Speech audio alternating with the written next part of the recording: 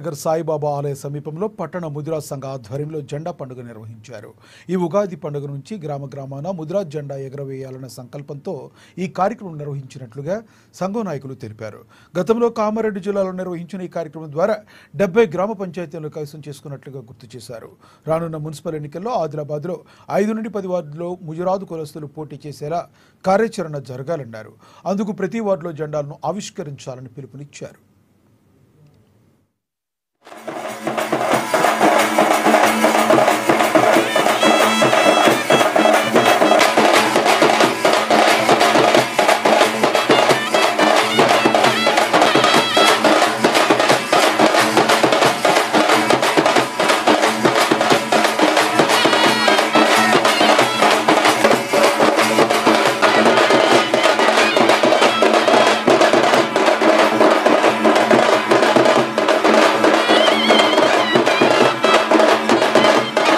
ఆదిలాబాద్ పట్టణ ముదిరాజ్ సంఘం ఆధ్వర్యంలో ఉగాది పర్వదినాన్ని పురస్కరించుకొని ప్రతి వార్డులో జెండా ఎగరవేసే కార్యక్రమాన్ని తీసుకోవడం అనేది జరిగింది. ఇది చాలా హర్షించదగ్గది.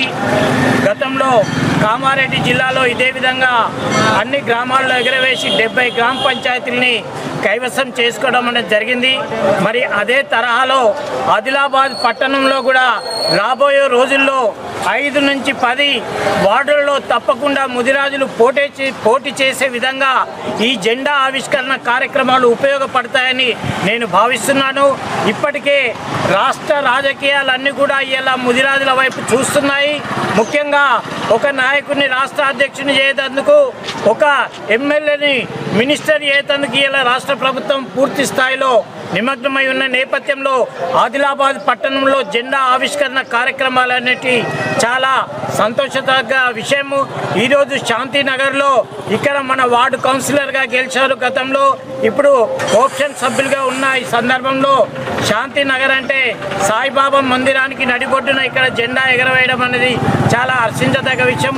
రాష్ట్రంలో అత్యధిక జనాభా కలిగిన ముదిరాజులు రాబోయే రోజుల్లో తప్పకుండా రాష్ట్రాన్ని ఏలే విధంగా ఈ జెండా కార్యక్రమాలు, ఆదిలాబాద్ నుంచి ప్రారంభించిన జెండా కార్యక్రమాలు రాష్ట్ర వ్యాప్తంగా కొనసాగిస్తామని